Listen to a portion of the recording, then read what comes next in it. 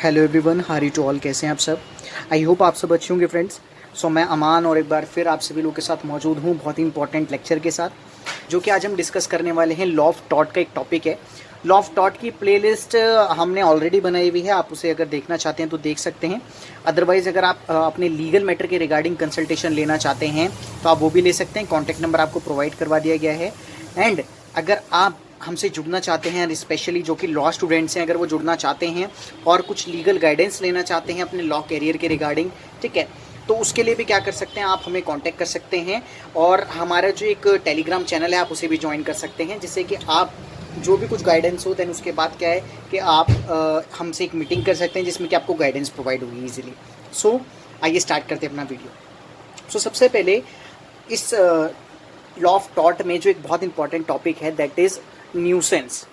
Nuisance अक्सर question भी आता है आपका एग्जाम में कि न्यूसेंस होता क्या है, तो उसी के बारे में आज मैं आपको बताने वाला हूँ। न्यूसेंस है क्या? न्यूसेंस एज अ टॉट means as unlawful interference with a person, use of or enjoyment of land or some rights over or the connections with it. यानी न्यूसेंस एक तरीके से एक अनलॉफुल इंटरफेरेंस है।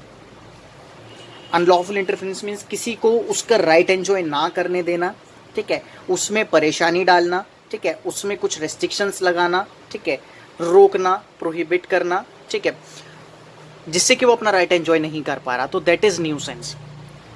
उसके बाद आ जाता है nuisance is distinguished from trespass. और एक जो क्वेश्चन हमेशा रहता है कि नेग्लिजेंस ट्रेसपास से कैसे डिस्टिंग्विश है, यानी इसमें क्या अंतर है। तो जो एक तरीके से न्यूसेंस है, अ direct physical interference with the plaintiff positions through some materials or tangible objects. Both nuisance trespass are similar is to far the either the plaintiff has the show his position of land. यानी एक तरीके से trespass क्या है कि trespass आपका directly interference हो रहा है, ठीक है। ये कुछ चीज़ें अलग हैं, उसमें और 2-3 चीज़ें बताई गई हैं, आप इसे रीड करें। नहीं समझ आता कमेंट बॉक्स में कमेंट ज़रूर करें। फिर ये तो हो गया सिंपली न्यूसेंस की। एक बार फिर से आपको बता दूं जिसका आपको रिकॉल हो जाए कि न्यूसेंस वो है जिसमें कि आप सामने वाले पर्सन को उसका राइट एंजॉय नहीं करने देना चाह रहे, ठीक है, आप उसके अंडर लॉफुल इंटरफेरेंस कर रहे हैं, ठीक है, उसकी जगह पर कर रहे हैं। अगर मान लीजिए सपोज करिए ए और बी दो पार्टीज हैं। ए क्या कर रहा है, ए एक प्रॉपर्टी परचेज करता है, ठीक है, बी की प्रॉपर्टी के बिसाइड, ठीक है।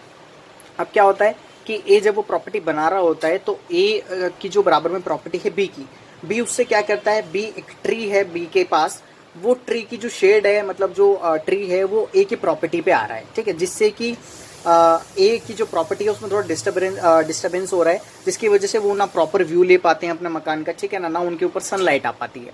तो that is also the part of a nuisance.